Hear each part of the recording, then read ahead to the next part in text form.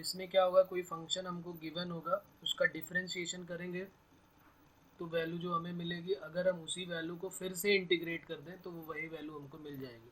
मतलब अगर कोई फंक्शन है एक्स स्क्वायर, अगर उसको हमने डिफरेंशिएट किया तो 2x आ गया, और अगर 2x को इंटीग्रेट किया तो क्या आ गया, एक्स स्क्वायर आ गया। लेकिन एक कांस्टेंट और इसमें हम ऐड करते हैं, तो पहले इसकी डेफिनेशन थोड़ी लिख लेते हैं ताकि हमको आइडिया हो जाए कि क्या है ये। तो write down, integration is reverse process of differentiation. यहीं से स्टार्ट करते हैं।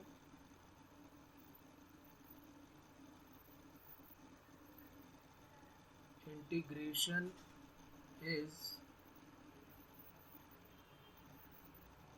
Reverse process of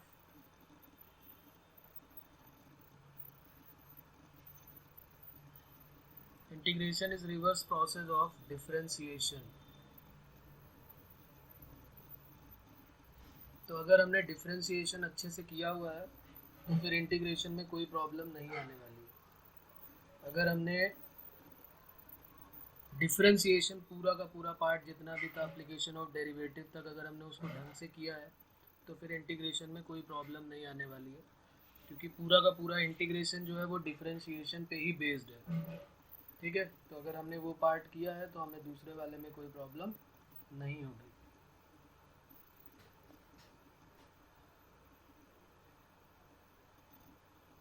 okay, voice clear आ रही है अब सभी को?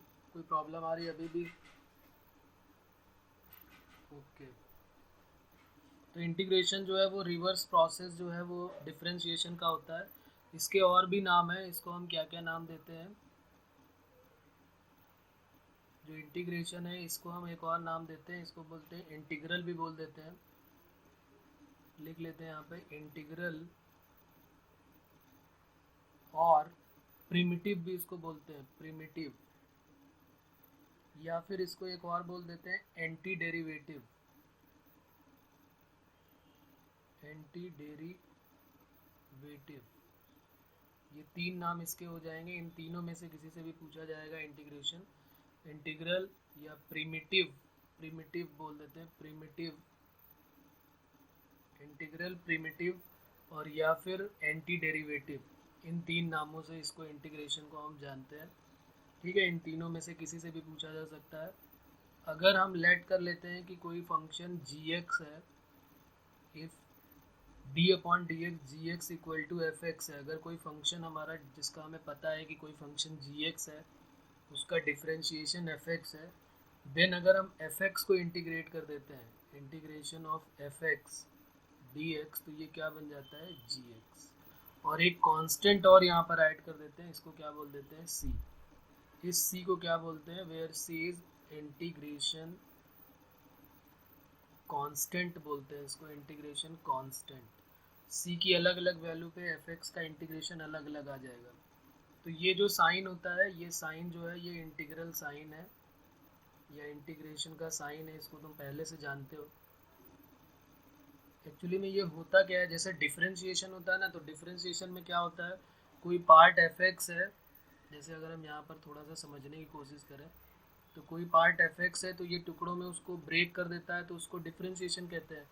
इस तरीके से किसी पार्ट फंक्शन को हमने ब्रेक कर दिया, यहाँ से यहाँ तक ब्रेक कर दिया, तो ये हो गया हमारा डिफरेंशिएशन। डिफरेंशिएशन का मतलब टुकड़ों में तोड़ देना।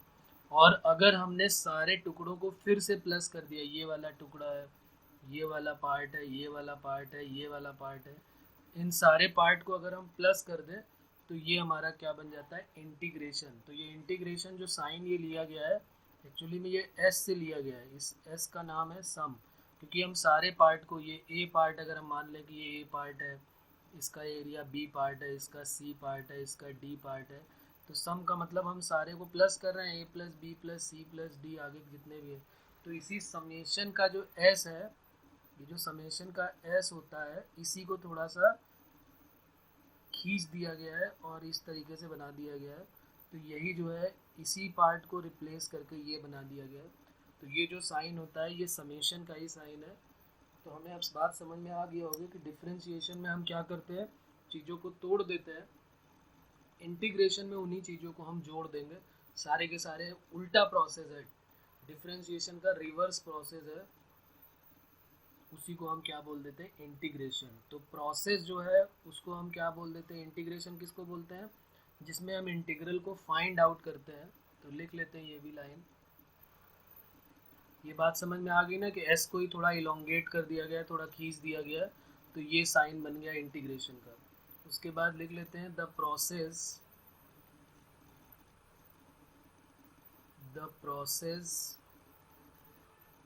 of finding the integral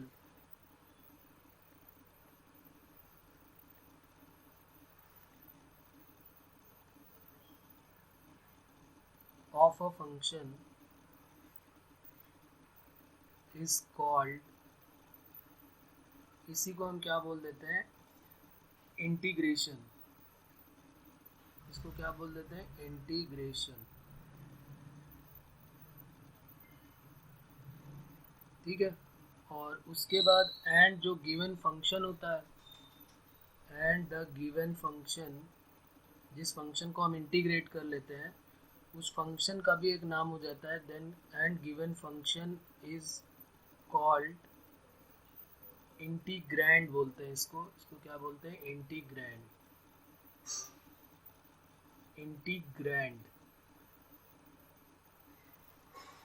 ठीक है। तो ये नाम है कुछ छोटे छोटे से कि हमारा जो प्रोसेस होता है उसको हम क्या बोल देंगे, जो प्रोसेस है इंटीग्रल फाइंड आउट करने का, उसी को हम इंटीग्रेशन बोल देते हैं। यानी कि ये एक प्रोसेस है, इंटीग्रेशन फाइंड आउट करने के लिए, इंटीग्रल फाइंड आउट करने के प्रोसेस को इंटीग्रेशन बोल देते हैं। और जो गिवन फंक्शन है उसको क्या बोल देते हैं, इंटीग्रैंड बोल देते हैं। उसके बाद जैसे अगर हम एक एग्जांपल लें तो हमको ज़्यादा आइडिया हो जाएगा कि अगर हम लेट कर लें कि डी अपॉन डी एक्स, कोई फंक्शन का अगर हम मान लिया हमने एक्स क्यूब ले लिया, तो एक्स क्यूब का क्या हो जाएगा डिफरेंशिएशन, हमें पता है कि एक्स क्यूब का डिफरेंशिएशन 3x स्क्वायर होता है। अगर हम एक्स क्यूब के साथ कुछ कांस्टेंट ऐड कर दें, 1 ऐड कर दें, तो इसका भी डिफरेंशिएशन क्या होगा, 3x स्क्वायर।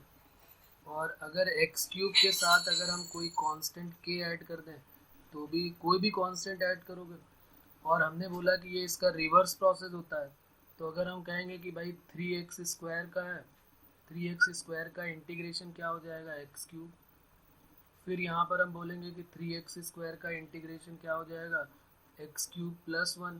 और इसको अगर देख के बोलेंगे तो हम बोलेंगे कि 3x स्क्वायर का इंटीग्रेशन क्या हो जाएगा, एक्स क्यूब प्लस के।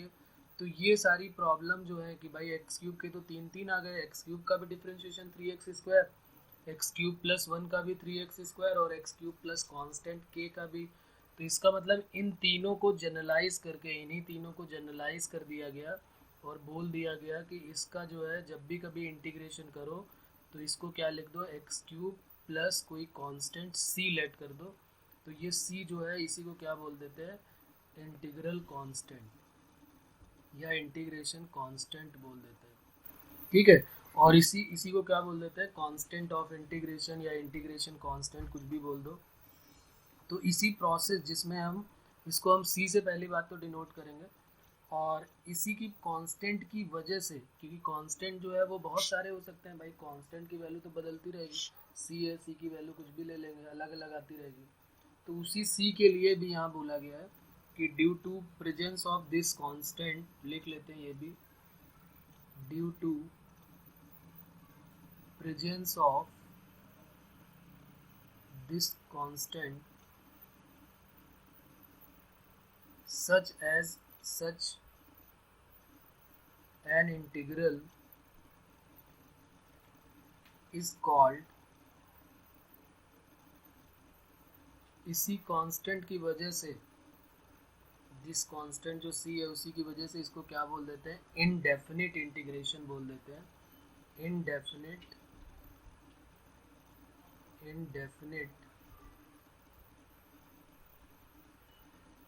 Called indefinite integral. ठीक है। डेफिनिट और इंडेफिनिट में सिर्फ इतना ही फ़र्क है कि वहाँ पर क्या होगा, कांस्टेंट हट जाएगा, कोई एक फिक्स वैल्यू आ जाएगी, इनडेफिनिट में कांस्टेंट लगा रहेगा। तो ये है इंटीग्रेशन ऑफ अ फंक्शन। कोई फंक्शन हमें गिवन होगा तो इसका इंटीग्रेशन कैसे करेंगे, और किस तरीके से हमको पता चलेगा कि भाई अगर हमारे पास कोई ऐसा फंक्शन है जिसका डिफरेंशिएशन पता है तो उसको इंटीग्रेट भी हम कर सकते हैं। जैसे हमारे पास कोई फंक्शन होता था तो हम सबका डिफरेंशिएशन ईजिली निकाल सकते थे, वैसे ही सब फंक्शन का इंटीग्रेशन ईजिली नहीं निकाल पाएंगे। कई सारे फंक्शन ऐसे होंगे जिनको इंटीग्रेट नहीं कर पाएंगे। ठीक है, वो आगे हम पढ़ेंगे कि कौन कौन से फंक्शन है जिनका इंटीग्रेशन नहीं कर सकते हैं। अभी तो हम ये मान के चल रहे हैं कि जिसका डिफरेंशिएशन हमें पता है उसको इंटीग्रेट कर रहा है, लेकिन कई सारे ऐसे फंक्शन होंगे जिनका इंटीग्रेशन डिफरेंशिएशन पता होगा लेकिन इंटीग्रेशन नहीं कर पाएंगे उनका। जैसे देखते हैं, एक और लिख लेते हैं, बेसिक थ्योरम ऑन इंटीग्रेशन। ये बेसिक थ्योरम वही है, डिफरेंशिएशन वाली है। बेसिक थ्योरम ऑफ या बेसिक थ्योरम ऑन इंटीग्रेशन।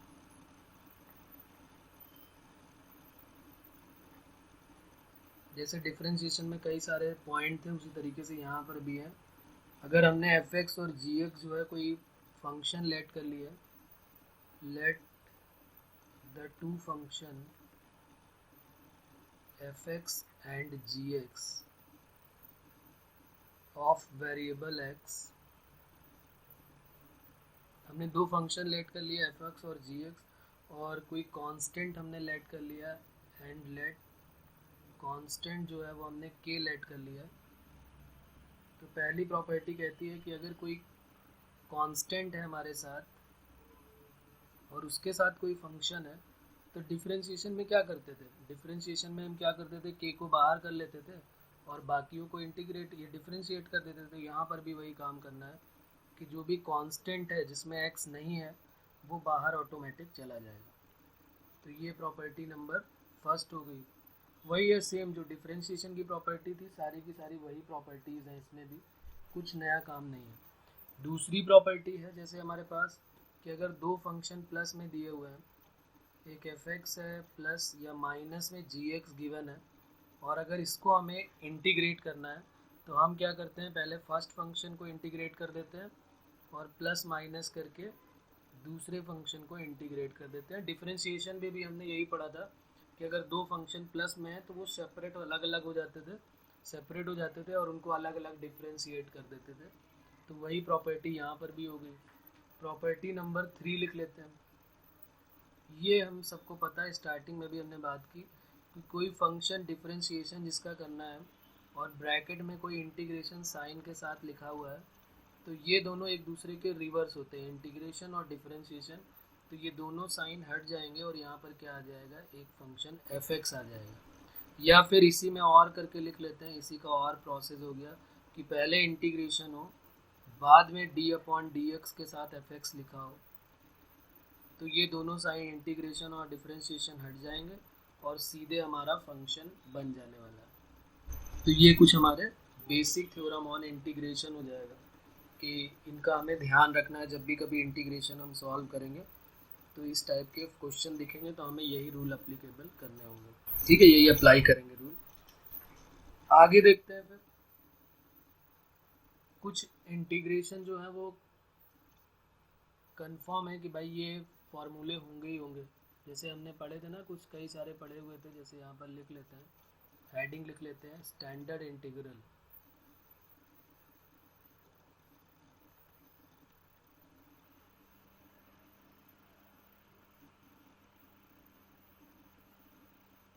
या कुछ फार्मूले हम देख लेते हैं कि वो फार्मूले टाइप में हो जाएंगे, उनको जो है हमें इस टाइप से ही याद रखना है। जैसे पहला है हमारे पास, कोई कांस्टेंट होता है, जो जैसे हमने डिफरेंशिएशन पढ़ा है ना, तो डिफरेंशिएशन में जो भी हमने पढ़ा हुआ है वही हमारे काम का है। डिफरेंशिएशन में जो हमने पढ़ा हुआ था उसी का उल्टा करते जाएंगे तो इंटीग्रेशन बनता चला जाएगा, उसी को हम केवल रिवर्स कर देंगे। तो यही लिखा हुआ है यहाँ पर कि रिवर्स प्रोसेस जो होता है वही होता है इंटीग्रेशन। तो इसमें भी वही काम करेंगे। देखो कैसे, जैसे हमने पढ़ा था, पहले ही पढ़ा अभी कुछ दिन पहले, कि कांस्टेंट का डिफरेंशिएशन क्या होता है। यहाँ मैं लिखता भी जा रहा हूँ, डिफरेंशिएशन ऑफ कांस्टेंट। कोई कांस्टेंट है उसका डिफरेंशिएशन 0 होता है, तो इसलिए 0 का जो इंटीग्रेशन होगा वो क्या हो जाएगा, कोई कांस्टेंट हो जाएगा। तो 0 के साथ अगर हम dx लगा देंगे तो ये क्या बन जाएगा, अगर 0 का हम अगर करेंगे तो ये हमारा कोई कांस्टेंट बन जाएगा, c। पहला फॉर्मूला हमारा ये हो जाएगा। क्योंकि हमने पढ़ा है कि कांस्टेंट का डिफरेंशिएशन 0 होता है, तो 0 का इंटीग्रेशन जो है वो कांस्टेंट हो जाएगा।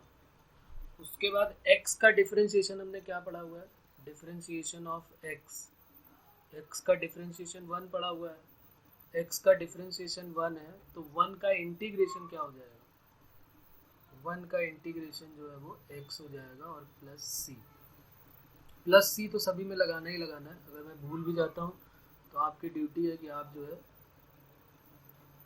सभी में कांस्टेंट जो है वो c लगाएंगे। उसके बाद k dx, अगर कोई कांस्टेंट है तो k बाहर आ जाएगा और बचेगा 1 dx या dx, इसको ऐसे भी लिख सकते हो ना, इंटीग्रेशन ऑफ dx, क्योंकि 1 dx का मतलब ही हो गया dx, तो dx का क्या हो जाता है x, ये हमें ध्यान रखना है। तो k बाहर आ गया तो इंटीग्रेशन ऑफ dx हो गया, तो ये हमने पढ़ा अभी कि kx हो जाएगा और प्लस c हो जाएगा। k कोई भी रियल नंबर हो सकता है, कोई भी रियल नंबर।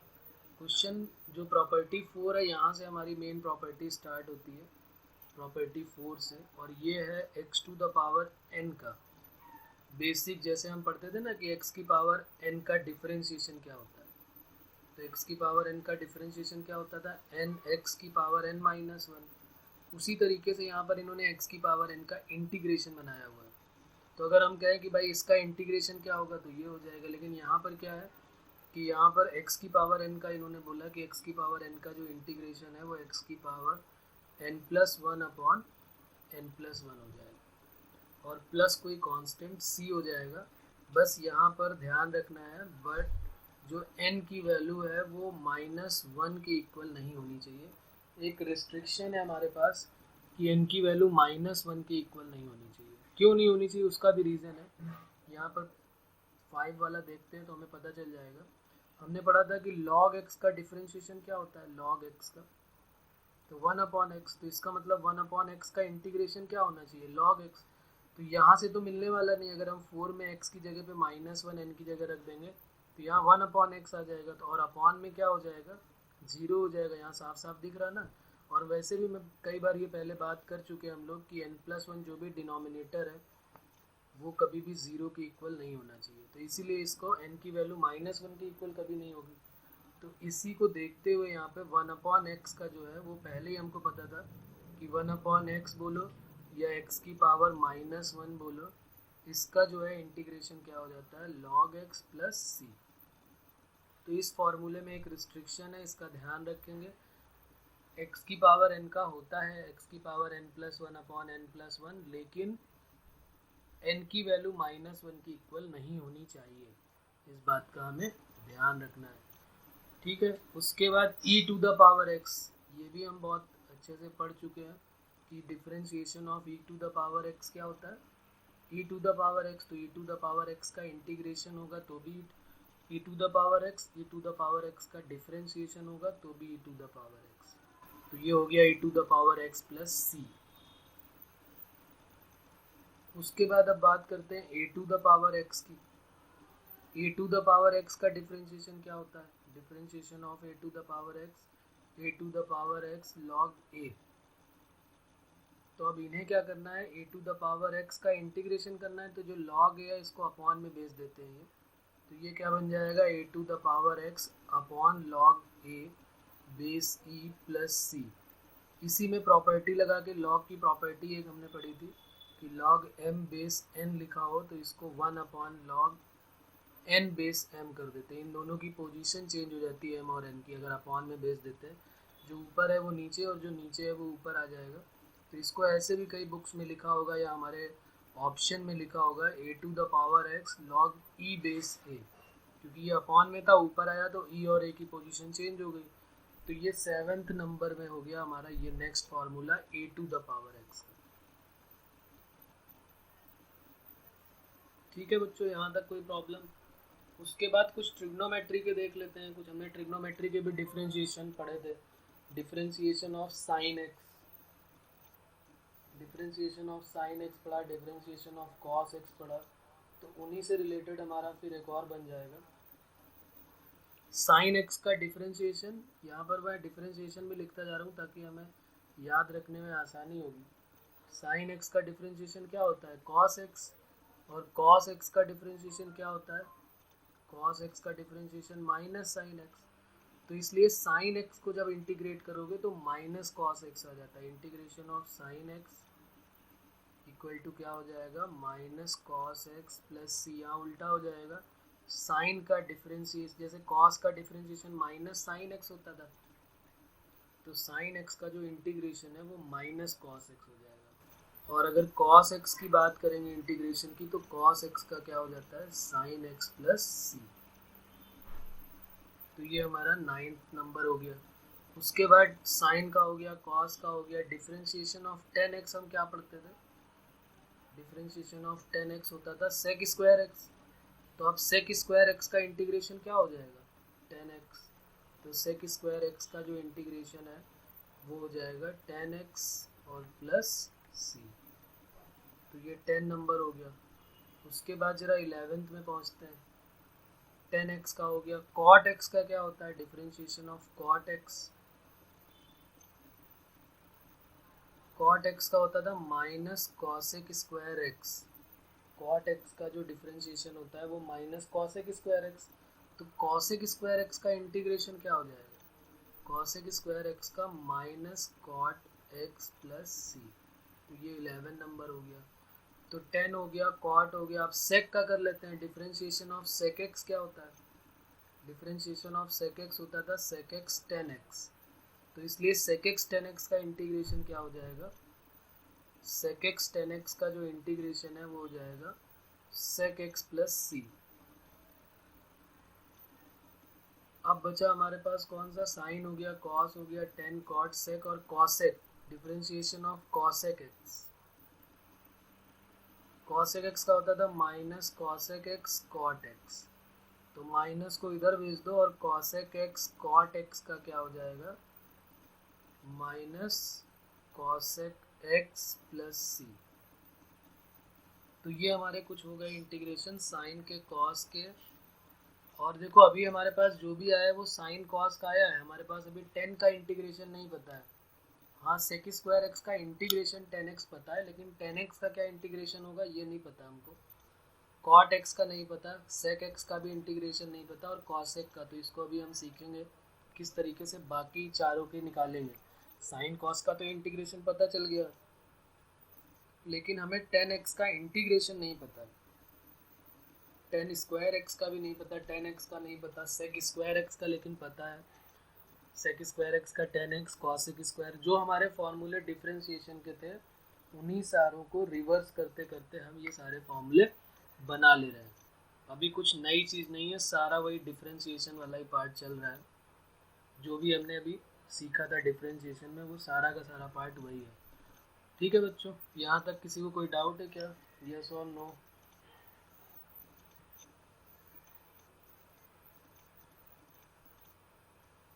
ओके।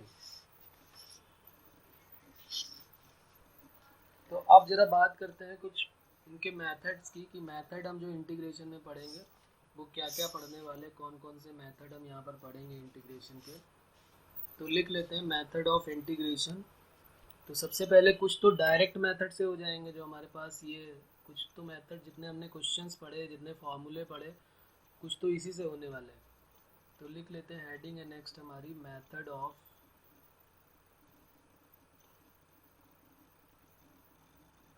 इंटीग्रेशन।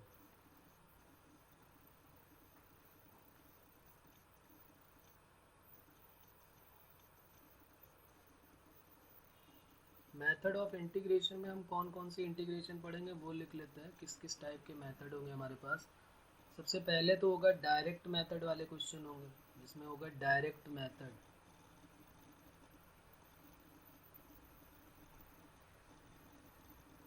दूसरा हमारे पास होगा इंटीग्रेशन बाय सब्स्टिट्यूशन।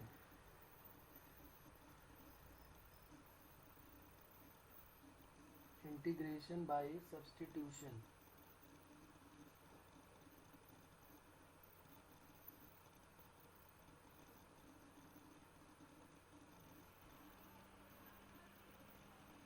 थर्ड हमारे पास होगा इंटीग्रेशन बाय पार्ट्स।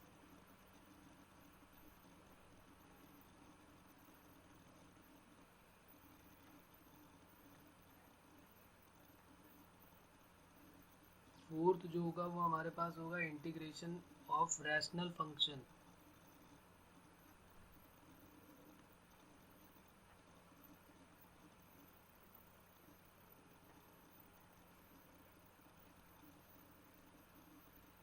फिर फिफ्थ में पढ़ेंगे integration of irrational function.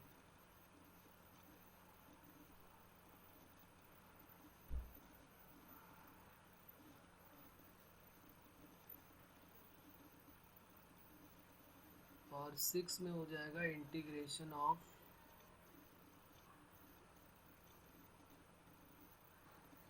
Trigonometric function.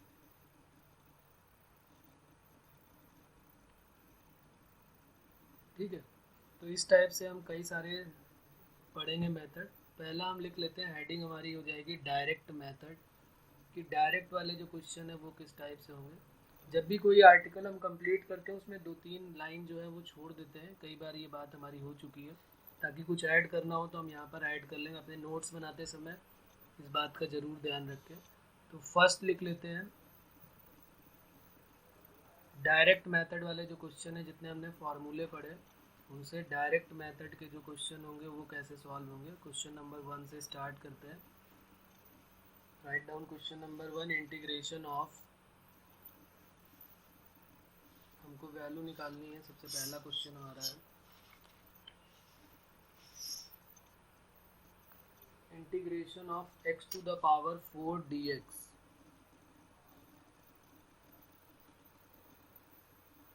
तो ये तो बहुत इजी सा क्वेश्चन दे दिया है। क्या हो जाएगा आंसर सीधे इसका, x to the power 5/5 plus c। पहला क्वेश्चन ये हो गया। दूसरा क्वेश्चन एक और देखते हैं, ये हमारे पास इंटीग्रेशन ऑफ रूट x। तो ये भी बहुत इजी है। क्या करेंगे, x to the power 1/2 कर देंगे और x to the power n का फॉर्मूला लगा देंगे, x to the power n plus 1 upon, अच्छा यहाँ से इंटीग्रेशन ऑफ साइन हटा देते हैं, x to the power n plus 1 upon n plus 1 और प्लस c यहाँ पर हो जाएगा।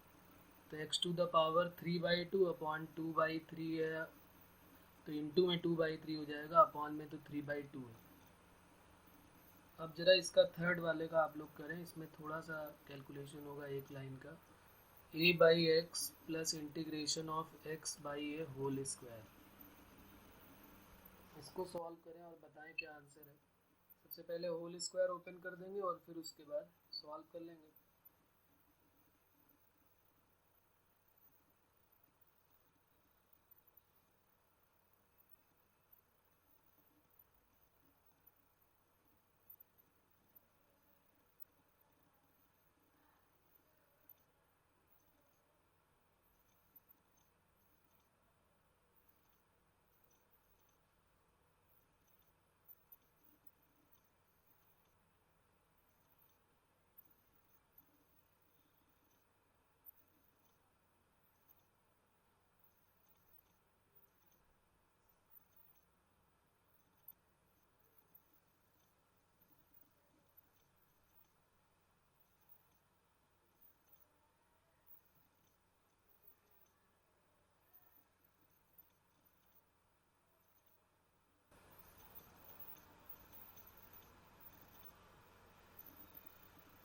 आ गया इसका आंसर बच्चों। क्या करना है, सीधे a प्लस बी का होल स्क्वायर ओपन कर देना है और उसके बाद अलग अलग इंटीग्रेट कर देना है। Okay good. तो क्या हो जाएगा, ये a स्क्वायर तो a upon x plus b square, तो ये भी स्क्वायर गया, और 2ab, तो 2 इंटू ए इंटू बी करेंगे तो रूट a अपॉन एक्स और रूट x अपॉन a है, तो ये पूरा का पूरा पार्ट कट हो जाएगा और अलग अलग सबको इंटीग्रेट कर लेते हैं। तो ये a बाहर आ जाएगा 1/x dx plus 1 upon a बाहर आ जाएगा x dx और प्लस 2 बाहर आ जाएगा इंटीग्रेशन ऑफ dx। तो अभी हमने जितने फॉर्मूले पढ़े, 1 अपॉन एक्स का क्या होता है log x। अभी हमने पढ़ा था कि log x का डिफ्रेंशिएशन 1 अपॉन एक्स और x का डिफ्रेंशिएशन x² 2 हो जाएगा और प्लस 2 इंटीग्रेशन ऑफ dx का x, और एक लास्ट में एक कांस्टेंट k जरूर लगा देंगे। तो लास्ट में एक कांस्टेंट के आ गया, तो ये हो गया क्वेश्चन नंबर 3। अब जरा देखते हैं question number 4। 1 plus x whole cube upon x square. तो इस तरह के क्वेश्चन भी बहुत इजी होंगे। ए प्लस बी का होल क्यूब ओपन कर दो और उसके बाद सबको अलग अलग डिवाइड कर दो। इजी क्वेश्चन है ये भी। सबका पहले होल क्यूब ओपन कर दिया, न्यूमरेटर को ओपन कर दिया और डिनोमिनेटर से अलग अलग डिवाइड कर दिया। तो ये भी बहुत इजी सा सम है, ये भी हो जाएगा। क्या करना पड़ेगा, A cube plus B cube plus 3ab और a प्लस बी ऐसे ओपन कर दिया और अपॉन में एक्स स्क्वायर और फिर अलग अलग डिवाइड कर दिया। तो ये हो गया x की पावर -2dx, क्योंकि ऊपर जाएगा और यहाँ हो जाएगा x dx। ये 3x स्क्वायर के साथ 3 बाहर आ जाएगा सिर्फ dx, और यहाँ पर भी 3 बाहर आ जाएगा, अपॉन में x बचेगा dx। तो बस इसी को सॉल्व कर देना है। x की पावर n+1 अपॉन n+1 करके सॉल्व हो जाएगा। x की power -1 upon -1 x square by 2 dx का x और 3 ये क्या हो जाएगा log x और प्लस कांस्टेंट c। तो ये हमारा हो गया क्वेश्चन नंबर 4। बहुत इजी सा क्वेश्चन था ये भी। अब जैसे अभी हमने जो पढ़े थे उसमें हमने सेक स्क्वायर एक्स का पढ़ा था, लेकिन टेन स्क्वायर एक्स का इंटीग्रेशन नहीं पढ़ा। तो टेन स्क्वायर एक्स आ जाए या आ जाए हमारे पास सेक का हमने पढ़ा, टेन का नहीं पढ़ा, कॉसेक स्क्वायर का पढ़ा, कॉट का नहीं पढ़ा। तो अगर हमारे पास अगला क्वेश्चन टेन स्क्वायर एक्स आ जाए या फिर कॉट स्क्वायर एक्स आ जाए, क्वेश्चन नंबर 6 है हमारा, integration of cot square x. तो इनको कैसे सॉल्व करेंगे, तो अभी हमने पढ़ा था थोड़ी देर पहले यहाँ पर कि हमारे पास जो था किसका किसका था, सेक स्क्वायर का है और कॉसेक स्क्वायर एक्स का। सेक स्क्वायर एक्स का इंटीग्रेशन 10x है और कॉसेक स्क्वायर एक्स का कॉट x है। तो सेक स्क्वायर का पढ़ा है लेकिन 10 का नहीं पढ़ा है, और कॉसेक स्क्वायर का पढ़ा है लेकिन कॉट का नहीं पढ़ा हुआ है। तो क्या करेंगे फिर यहाँ पर, बिल्कुल ईजी है। हमें जब हमने सेक का पढ़ा है और हमसे कोई 10 का पूछ रहा है, तो इसका मतलब है हमारे पास एक रिलेशन है। कौन सा relation, sec square x minus 10 square x equal to 1। तो 10 स्क्वायर एक्स इक्वल टू क्या हो जाएगा, सेक स्क्वायर एक्स माइनस 1। तो बस यहाँ पर हमें 10 स्क्वायर एक्स की जगह क्या वैल्यू पुट कर देंगे, sec square x minus 1 dx, और फिर अलग अलग इंटीग्रेट कर लेते हैं। सेक स्क्वायर एक्स dx अलग और 1 का इंटीग्रेशन अलग।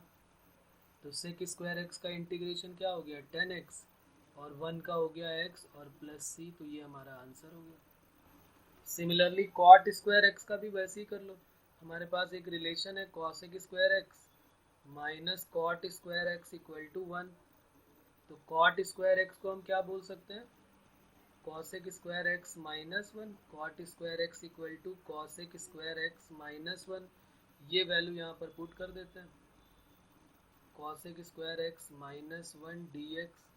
तो integration of cosec square x dx minus 1 dx, cosec square x का माइनस कॉट एक्स, 1 का x और प्लस एक c कांस्टेंट हो गया। तो ये हमारा क्वेश्चन नेक्स्ट हो गया 6। तो अगर इस टाइप के क्वेश्चन मिलते हैं तो भी हम कर सकते हैं। क्वेश्चन नंबर 7 लिख लेते हैं। 1/1 प्लस साइन एक्स, अगर इस टाइप का केस आता है integration of 1/1 plus sine x, तो क्या करें, 1/1 प्लस साइन एक्स। बताइए, सोचिए इसको, बताइए फिर क्या कर सकते हैं।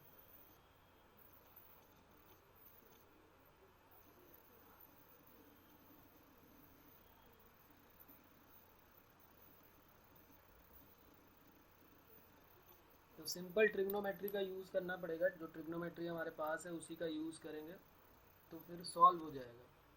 तो 1/1 प्लस साइन एक्स है तो इसमें कॉन्जुगेट से मल्टीप्लाई कर देते हैं। तो 1 प्लस साइन एक्स है, इसमें कॉन्जुगेट से मल्टीप्लाई कर दिया 1 माइनस साइन एक्स से।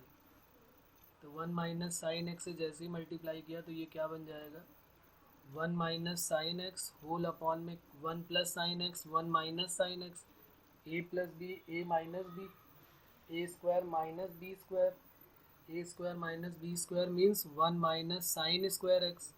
और 1 minus sine square X cos square x, तो 1 minus sine x upon cos square X, अलग अलग डिवाइड कर दो। यहाँ पर dx ज़रूर लगा देंगे सब जगह पर, जहाँ तक इंटीग्रेशन साइन चलेगा वहाँ पर dx भी साथ में रहेगा। और यहाँ पर क्या हो जाएगा, sine x upon cos square x, तो 1 अपॉन कॉस स्क्वायर बन जाएगा sec square x dx, minus एक साइन को एक कॉस के साथ ले लिया तो sine x upon cos x अलग हो गया, और एक 1 अपॉन कॉस एक्स को अलग कर लिया dx के साथ। तो ये हो गया integration of sec square x dx, minus sine upon cos हो गया 10x, 1 अपॉन कॉस सेक एक्स हो गया। तो आ गया आंसर हमारा सेक स्क्वायर एक्स का 10x, और सेक एक्स 10x का क्या होता है, सेक एक्स प्लस सी। यहाँ पर जितने भी फॉर्मूले बताए जाएं वो आपको याद करना बहुत ज़रूरी है, क्योंकि अगर आपने फॉर्मूले नहीं याद किए तो सब गड़बड़ होने वाली है।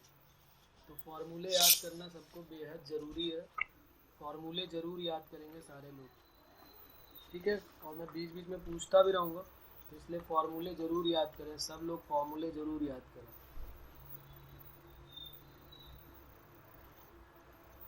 उसके बाद कुछ इसकी और भी है नोट्स, एक इम्पॉर्टेंट पॉइंट करके कुछ लिख लेते हैं। कभी कभी ये भी डायरेक्ट ऑब्जेक्टिव अप्रोच से पूछ लिए जाते हैं, तो लिख लेते हैं important points.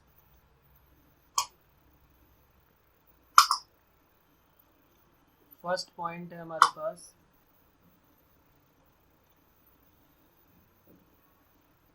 Anti derivative of continuous function is differentiable. पहला पॉइंट है एंटी डेरिवेटिव। एंटी डेरिवेटिव का मतलब हो गया वही इंटीग्रेशन, डेफिनेट इनडेफिनेट इंटीग्रेशन। तो anti derivative of continuous function, कोई भी कॉन्टिन्यूअस फंक्शन है उसका अगर तुम एंटी डेरिवेटिव निकालोगे तो ये पक्की बात है कि वो हमेशा डिफरेंशिएबल होगा, इज डिफरेंशिएबल। अब क्यों होगा जरा सोचो थोड़ा सा कि कॉन्टिन्यूअस फंक्शन अगर हम एंटी डेरिवेटिव का निकालेंगे तो वो एग्जिस्ट क्यों करेगा, डिफरेंशिएबल क्यों होगा। सोचो, anti derivative of continuous function is differentiable. कोई भी कॉन्टिन्यूअस फंक्शन होगा उसका अगर हम इंटीग्रेशन करेंगे तो उससे जो वैल्यू मिलेगी वो कह रहा है कि वो जो फंक्शन मिलेगा वो डिफरेंशिएबल होगा ज़रूर। उसका मतलब राइट हैंड डेरिवेटिव और लेफ्ट हैंड डेरिवेटिव ये पक्की बात है कि वो दोनों इक्वल होंगे, एग्जिस्ट भी करेंगे और इक्वल भी होंगे। ऐसा क्यों होगा, एक एग्जांपल से यहाँ समझते हैं। हमने लेट कर लिया, लेट या इफ एफ एक्स जो है वो एक कॉन्टिन्यूअस फंक्शन है, ठीक है। एक फंक्शन हमने एफ एक्स को एक कॉन्टिन्यूअस फंक्शन ले लिया और ज़रा इसको इंटीग्रेट करते हैं। अब हमने मान लिया कि इसको इंटीग्रेट किया तो कोई एक नया फंक्शन हमें जी एक्स मिल गया, ठीक है, जी एक्स प्लस सी। अब इसी को अगर मैं डिफ्रेंशिएट कर दूँ, इसी को अगर मैं डिफ्रेंशिएट कर दूँ तो डिफ्रेंशिएट कर दूँ, अगर इसको डिफ्रेंशिएट कर दूँ, differentiation with respect to x, तो जब इसको डिफ्रेंशिएट करोगे तो इंटीग्रेशन के साथ यहाँ लिख देता हूँ d upon d x, integration of f x d x, और यहाँ पर d upon d x g x, और यहाँ पर k constant d upon d x c. तो जब यहाँ पर इसको किया तो यहाँ पर क्या मिल गया, ये मिल गया एफ एक्स, क्योंकि यहाँ तो साइन चेंज हो गया, कट गया, मतलब ये इंटीग्रेशन और डी अपॉन डी एक्स। यहाँ पर क्या मिल गया, जी डैश एक्स, और कांस्टेंट तो ज़ीरो हो गया, तो इसका मतलब जी डैश एक्स की वैल्यू क्या आ गई, एफ एक्स। वही यहाँ पे बोला गया है, देखो इसका जी डैश एक्स पॉसिबल हो गया ना, क्योंकि अगर इसका जी डैश अगर आ गया यानी इसका डिफरेंशिएशन, इसका डेरिवेटिव आ गया, तभी यहाँ पे बोला गया है कि डेरिवेटिव जो होता है, एंटी डेरिवेटिव जो होता है कॉन्टिन्यूअस फंक्शन का, वो डिफरेंशिएबल होगा। डिफरेंशिएबल क्यों होगा, क्योंकि हमने देखा कि जी डैश एक्स की वैल्यू ईजिली निकल आई है और वो किसकी इक्वल है, एफ एक्स की इक्वल है। तो इसीलिए कभी भी ऑब्जेक्टिव अप्रोच से या ऑब्जेक्टिव क्वेश्चन इस टाइप का आए तो हम समझ जाएंगे कि भाई एंटी डेरिवेटिव किसी कॉन्टिन्यूअस फंक्शन का हमेशा डिफरेंशिएबल होगा। इम्पॉर्टेंट पॉइंट है, इसका ध्यान रखना है, हमें याद रखना है हमको। और कोई एग्जांपल भी तुम ले सकते हो, कोई तुम एक ऐसा एग्जांपल ले लेना अपनी तरफ से जो एक फंक्शन कॉन्टिन्यूअस हो, और उसके बाद देख लेना उसको इंटीग्रेट करके वो जो भी वैल्यू देगा वो पक्की बात है कि वो जो फंक्शन होगा वो डिफरेंशिएबल होगा। ठीक है।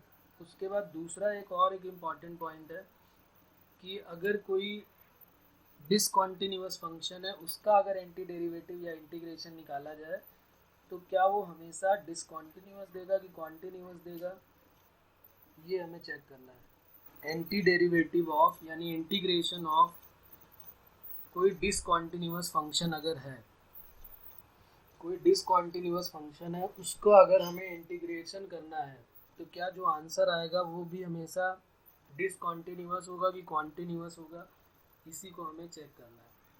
तो लिख लेते हैं, ये सेकेंड प्रॉपर्टी भी इम्पॉर्टेंट है। If integrand is discontinuous, integrand का मतलब अभी मैं ऊपर बता चुका हूँ कि जिसका इंटीग्रेशन करना है वही इंटीग्रैंड है। Integrand is discontinuous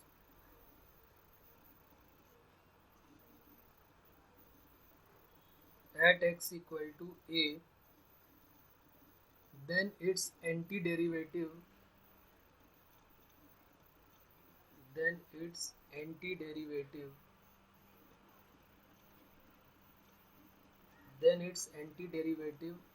at x equal to a need not to be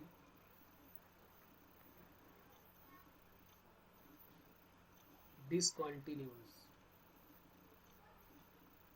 मतलब ऐसा कोई ज़रूरी नहीं है कि अगर हम कोई डिसकॉन्टिन्यूअस फंक्शन ले रहे हैं और उसको इंटीग्रेट कर रहे हैं तो उसका जो रिज़ल्ट आए वो भी डिसकॉन्टिन्यूअस हो।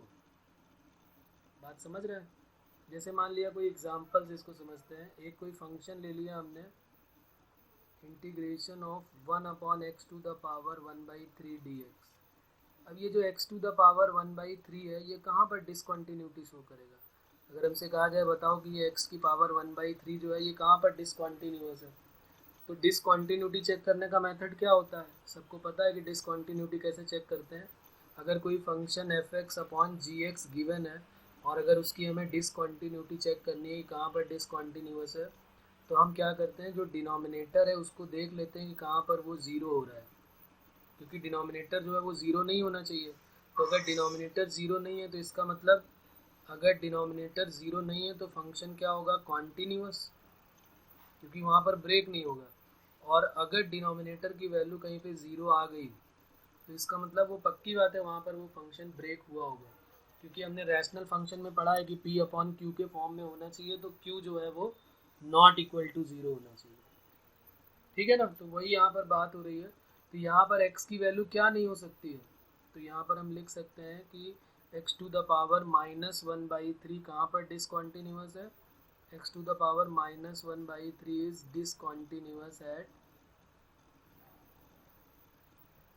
x equal to zero.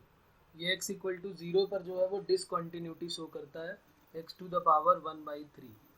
तो आप जरा इसको इंटीग्रेट करके देख लेते हैं। x⁻⁻⁻⁴ को जब इंटीग्रेट करेंगे तो क्या आएगा, x⁻⁻⁻³ प्लस 1 अपॉन -1/3 और प्लस एक कांस्टेंट, तो x⁻³ 2/3 upon 2/3 plus constant c।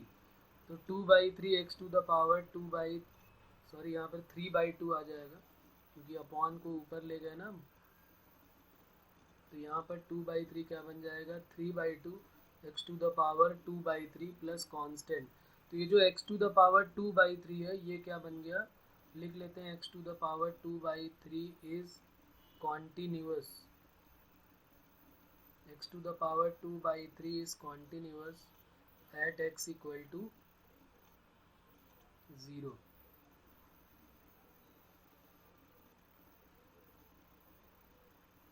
तो ये बात समझ में आ रही है? हम क्या कह रहे थे कि कोई भी डिसकॉन्टिन्यूअस फंक्शन है, अगर कोई डिसकॉन्टिन्यूअस फंक्शन है तो ये ज़रूरी नहीं कि इंटीग्रेशन करने के बाद भी वो डिसकॉन्टिन्यूअस ही रहे, मे भी हो सकता है कि वो कॉन्टिन्यूअस फंक्शन भी बन जाए। एग्जैक्टली हम इसके बारे में कुछ नहीं कह सकते हैं। ठीक है, ये ज़रूरी नहीं है कि डिसकॉन्टिन्यूअस का जो एंटी डेरिवेटिव है, जो इंटीग्रेशन है, जो प्रिमिटिव है, वो डिसकंटिन्यूअस ही हो। तो ये हमारी प्रॉपर्टी नंबर कौन सी थी? सेकंड। अब लिख लेते हैं property number third. Property number third है कि अगर कोई पीरियोडिक फंक्शन है, अगर उसको हम इंटीग्रेट कर दें, जैसे साइन एक्स है, उसको इंटीग्रेट कर दें, तो ये ज़रूरी नहीं कि हमेशा जो है वो उसका पीरियोडिक फंक्शन का जो है वो इंटीग्रेशन हमेशा पीरियोडिक ही हो। ये भी कोई ऐसा ज़रूरी नहीं है। मतलब 99 पॉइंट हो सकता है हो, लेकिन 1% में चांसेस है कि वो चेंज हो जाए। जैसे एक एग्जांपल से लेते हैं तो क्लियर हो जाएगी बात। लिख लो यहाँ पर एक ये पॉइंट लिख लो, anti derivative of periodic function, anti derivative of periodic function need not to be a periodic function।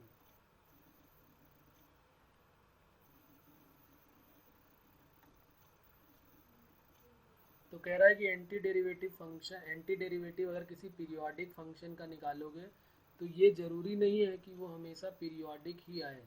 अब ऐसा भी जरूरी नहीं कि पीरियोडिक ना आए। जैसे साइन एक्स को तुम इंटीग्रेट करोगे तो माइनस कॉस एक्स आएगा, तो माइनस कॉस एक्स तो होता है periodic, cos x periodic, minus cos x periodic.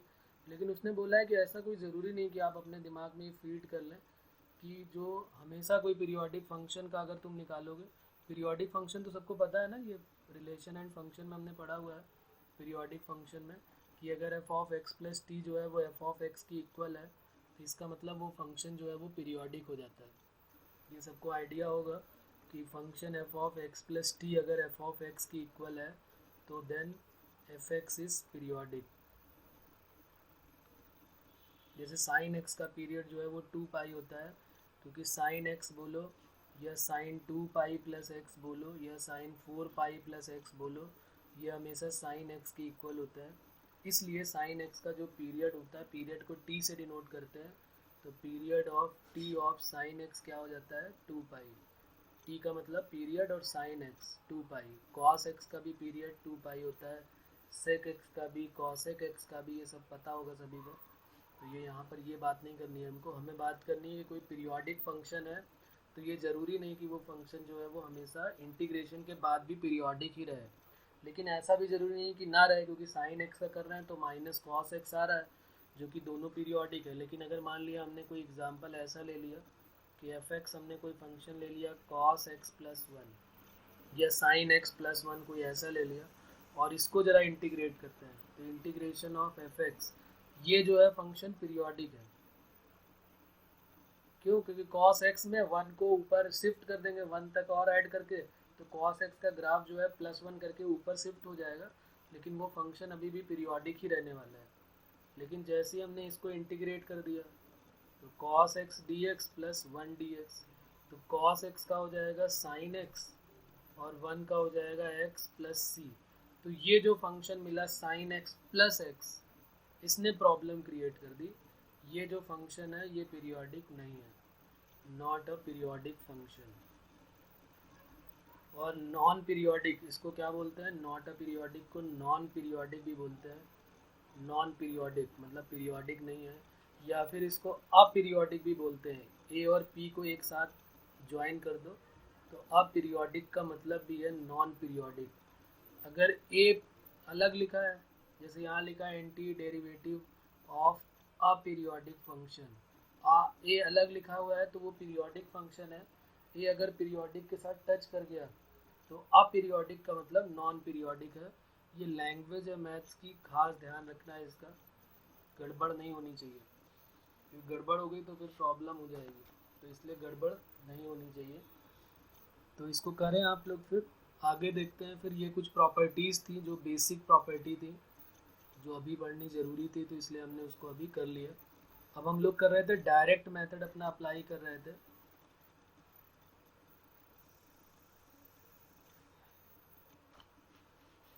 तो डायरेक्ट मेथड हमने अप्लाई कर दिया यहाँ पर। अब आगे क्या होगा इसमें? ये तो हो गया हमारा कुछ प्रॉपर्टीज़ हो गई कि कौन कौन सी पीरियोडिक की प्रॉपर्टी हम यूज़ कर सकते हैं। चलो एक क्वेश्चन देता हूँ, ज़रा इसको लिखो और इस क्वेश्चन को सॉल्व करते हैं फिर साथ में। पहले एक बार आप लोग ट्राई करें इस क्वेश्चन को।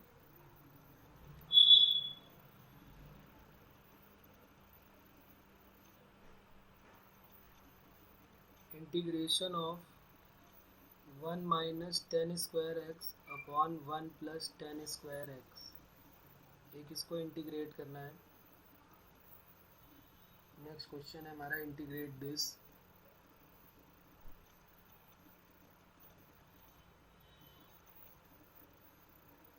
फिर एक क्वेश्चन यहाँ पर और लिख लेते हैं, integration of 2 to the power x into e to the power x d x.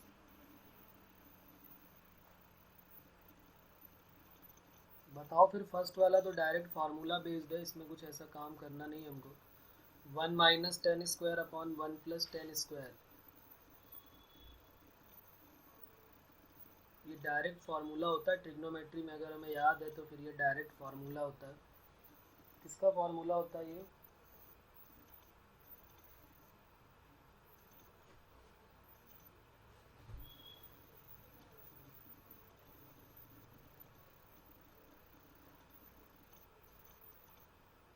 याद आ रहा किसी को ये किसका फार्मूला है? 1 minus ten square x upon 1 plus ten square.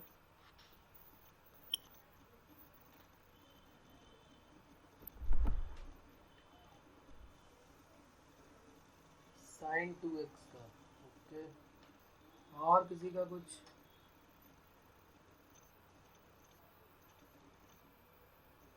Ten 45 minus x का। क्या बात है, सभी को फॉर्मूले बहुत अच्छे से याद है ट्रिग्नोमेट्री के।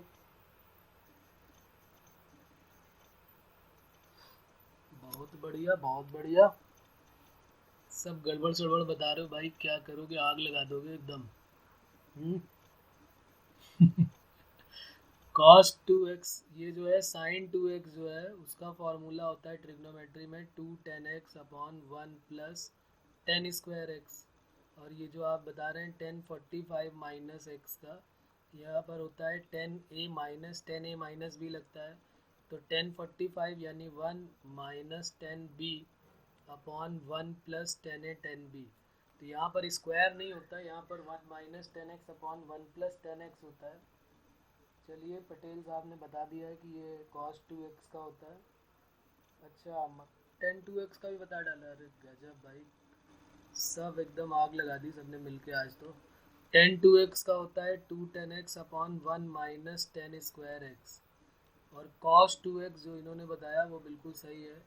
cos 2x 1 minus ten square x upon cos 2x के चार फार्मूले हैं, तीन तो साइन cos के टर्म में है, चौथा फार्मूला 10 के टर्म में होता है और वो यही होता है। तो ये हो जाएगा इंटीग्रेशन ऑफ cos 2x। अच्छा, अब यहाँ पर प्रॉब्लम आ गई, क्योंकि यहाँ पर जो है यूज़ होने वाला है इंटीग्रेशन बाय सब्सटीट्यूशन। इंटीग्रेशन अभी हमने पढ़ा नहीं, अभी थोड़ी देर में हम स्टार्ट करने वाले थे, तो इसको यहीं पे छोड़ देते हैं। वैसे फिजिक्स में तुमको बताया गया होगा, डिफरेंशिएशन में तुम क्या करते हो, इसको इस तरीके से अभी समझ लेते हैं यहाँ पे। जैसे डिफरेंशिएशन ऑफ क्या होता है, ई की पावर, या ई की पावर नहीं मानो, कुछ मान लो ऐसा कि sine 2x, differentiation of sine 2x। Differentiation of sine 2x क्या होता है? डिफरेंशिएशन ऑफ साइन 2x होता है, साइन का होता है cos 2x, और 2x जो होता है उसका जो 2 होता है वो मल्टीप्लाई में कर देते हैं। यही क्वेश्चन अगर इंटीग्रेशन में आ जाता है तो साइन 2x का क्या हो जाएगा? माइनस cos 2x, और जो 2 है ना वो जो मल्टीप्लाई में होता था वो डिवाइड में हो जाता है। ऐसा क्यों होता है ये हम अभी आगे बात करेंगे, जब सब्सटीट्यूशन करेंगे ना। अभी थोड़ी देर में हम सब्सटीट्यूशन में पहुंचेंगे तो फिर हम बात करेंगे वहाँ पर। अभी तो हमें ऐसे ही समझ लेना है कि इंटीग्रेशन में क्या होता है, अपॉन में आ जाएगा, और डिफरेंशिएशन में क्या होता है, साइन 2x का क्या हो जाता है, 2 हो जाता है मल्टीप्लाई में। तो जैसे cos 2x का है तो इंटीग्रेशन क्या होगा, cos x का होता है साइन x, तो साइन 2x और 2 मल्टीप्लाई में होता अगर डिफरेंशिएशन होता। तो यहाँ पर अभी हम इंटीग्रेशन ऑफ सब्सटीट्यूशन की बात थोड़ी देर में करेंगे। यहाँ पर एक क्वेश्चन आ गया ये, तो इसको अभी यहीं पे छोड़ देते हैं, बल्कि हमने इसको सॉल्व कर लिया, यही हमारा आंसर हो जाएगा इसका। और ये इसके शॉर्टकट है जो सब लोग लगाते हैं, फिजिक्स में भी कई बार आता है इस टाइप का, तो हम इस तरीके से इसको सॉल्व कर देते हैं। उसके बाद अगला क्वेश्चन जो हमारा है 2 to the power x into e to the power x, तो क्या यहाँ पर प्रोडक्ट रूल हमें लगाना चाहिए? प्रोडक्ट रूल तो अभी हमने पढ़ा ही नहीं है, तुमने पढ़ा होगा फिजिक्स में लेकिन अभी हमने पढ़ा नहीं है, इंटीग्रेशन बाय पार्ट्स, तो फिर हम वहाँ पर ये यूज़ नहीं करेंगे। यहाँ पर अभी हमने जो नहीं पढ़ा उसको हम नहीं जानते हैं, इसको सिंपल मेथड से, डायरेक्ट मेथड से कैसे करेंगे। तो डायरेक्ट मेथड से हम क्या करेंगे, यहाँ पर इन दोनों को एक साथ मर्ज कर देते हैं। क्या हम इसको ऐसे लिख सकते हैं 2 × e⁻⁴ dx, क्या ऐसे बोला जा सकता है? अब ये बन गया e⁻x का, 2e⁻x हो गया। तो इसका फॉर्मूला क्या होता है? अब जब यहाँ पे e नहीं बोलोगे इसको, क्योंकि e⁻x का तो e⁻x होता है, लेकिन ये e नहीं है, ये तो अब e के अलावा कुछ भी हो गया तो उसको a मान लेते हैं। तो इंटीग्रेशन ऑफ a⁻x dx का भी हमने पढ़ा था, a⁻x अपॉन log a होता है। तो वही यहाँ पर ये जो है थोड़ी देर के लिए a का काम करेगा, तो क्या हो जाएगा a⁻x अपॉन log a, और log a की वैल्यू क्या है 2e और प्लस c, और ये बेस में e रहेगा, तो ये हमारा आंसर हो जाएगा। ठीक है, एक और क्वेश्चन थोड़ा सा अच्छा है वो कर लेते हैं, फिर आते हैं सब्स्टिट्यूशन में। नेक्स्ट क्वेश्चन हमारा है कुछ इस टाइप का, sin 2x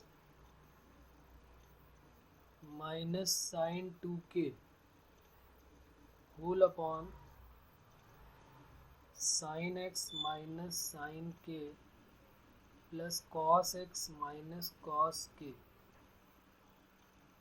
और ये dx है, यानी x के रिस्पेक्ट में इंटीग्रेट करना है, और बाकी जो k दिया है वो कांस्टेंट होगा, कोई k जो है वो क्या है, कांस्टेंट है। ये हमारा क्वेश्चन है sin 2x minus sin 2k upon sin x minus sin k plus cos x minus cos k। इसको कैसे सॉल्व किया जाए?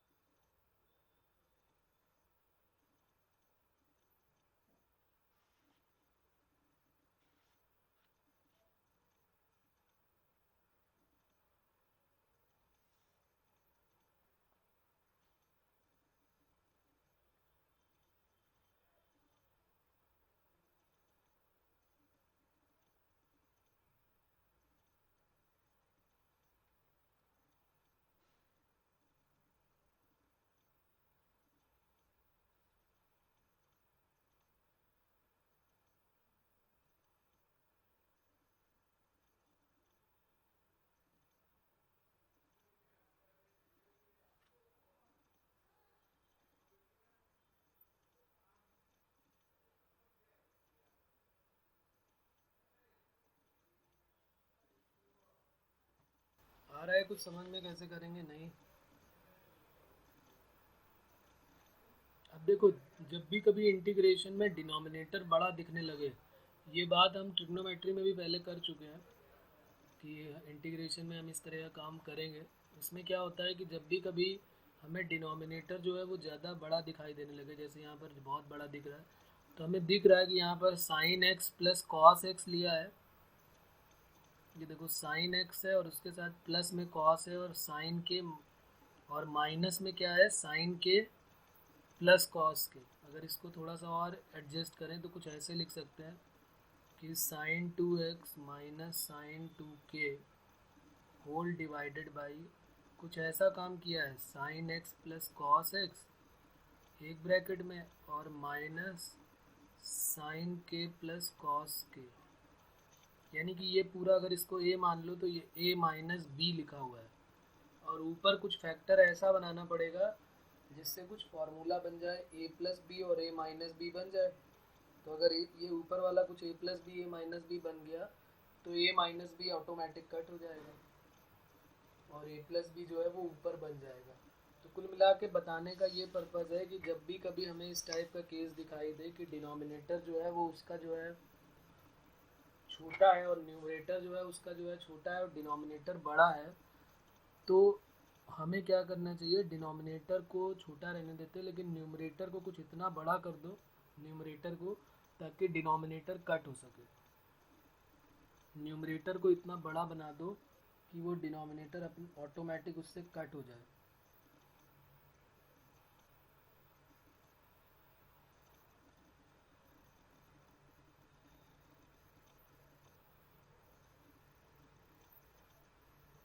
तो अब sign 2x plus minus sine 2k को हम कैसे लिख लें कि ये इस तरह का कुछ फॉर्म बन जाए।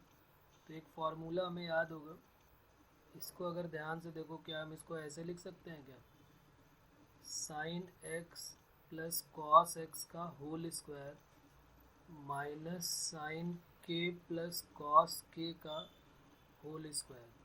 सोचो क्या ऐसे लिखा जा सकता है क्या ये, और यहाँ पर dx साथ में चल रहा है। अगर तुम इसको ओपन करोगे तो क्या यही आने वाला है क्या जो हमें चाहिए, sine x plus cos x और minus sine k plus cos k। क्या न्यूमरेटर को हम इतना बड़ा करके ऐसे एज इट इज़ लिख सकते हैं क्या। देखो कैसे लिख सकते हैं, क्योंकि इसको जब ओपन करोगे ना तो sine x plus cos x का होल स्क्वायर क्या आएगा। इसको मैं यहाँ पे सॉल्व करके दिखा देता हूँ इस टाइप से, यहाँ पर इसको, इस वाले पार्ट को भी और इस वाले दोनों को। Sine x plus cos x का होल स्क्वायर क्या आएगा, sine square x plus cos square x और plus 2 sine x cos x, plus 2 sine x cos x और माइनस, फिर इसको जब करोगे तो sine square k plus cos square k plus 2 sine k cos k। ऐसे लिख सकते हैं यहाँ पर। Sine square X plus cos square X क्या होता है 1, और 2 साइन एक्स कॉस एक्स क्या होता है साइन 2x, और ये minus of 1 plus sign 2k आ जाएगा। ठीक है, 1 प्लस साइन 2k, तो 1 से जब ब्रैकेट ओपन करोगे तो 1 से 1 कट हो जाएगा, तो क्या बन जाएगा sign 2x minus sine 2k। तो देखो यही वैल्यू तो थी sign 2x minus sine 2k, बस उसमें 1 ऐड और 1 सब्सट्रैक्ट करके हमने इसको ये बना दिया। अब ये बन गया ए square minus B square. A square minus B square क्या होता है, ए प्लस बी और ए माइनस बी। तो बस अब क्वेश्चन हमारा कंप्लीट है, a plus B A minus b कर देते हैं। तो sine x plus cos x a हो गया और प्लस साइन के प्लस कॉस के, ये तो हो गया ए प्लस बी, और जब ए माइनस बी करेंगे तो sine x plus cos X minus sine के प्लस कॉस के और होल डिवाइडेड बाई क्या हो जाएगा यहाँ पर, sine x plus cos X minus sine के प्लस कॉस के। ये पूरा का पूरा पार्ट इस पूरे के पूरे पार्ट से कट हो जाएगा, और बस अब इसी को इंटीग्रेट कर देना है। Integration of sine x, integration of cos x d x. अब कई बार गलती में लोग साइन के का कॉस के कर देते हैं, लेकिन ये साइन के तो कांस्टेंट है, तो साइन के बाहर आ जाएगा, ये डी एक्स आ जाएगा, और कॉस के भी बाहर आ जाएगा, ये डी एक्स आ जाएगा। इस बात का ध्यान रखेंगे। तो साइन एक्स का माइनस कॉस एक्स का प्लस साइन एक्स, और साइन के तो बाहर है, डी एक्स का एक्स, तो एक्स साइन के प्लस एक्स कॉस के और प्लस एक कांस्टेंट सी। तो ये हमारा जो है इंटीग्रेशन का ये डायरेक्ट मेथड वाला पार्ट जो है वो कंप्लीट हो गया। बात क्लियर है आपको यहाँ तक, कोई प्रॉब्लम है यहाँ तक, किसी को कुछ डाउट है, पूछना है कुछ बच्चों।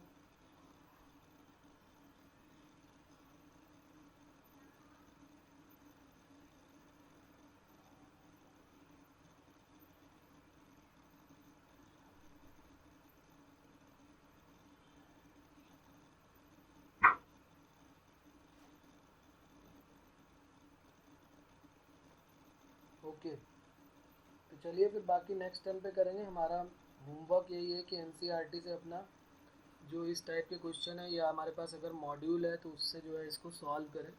डायरेक्ट मेथड वाले क्वेश्चन सॉल्व करेंगे अभी, सब्स्टिट्यूशन वाले मेथड हम अगले टाइम पे करेंगे। ओके बच्चों,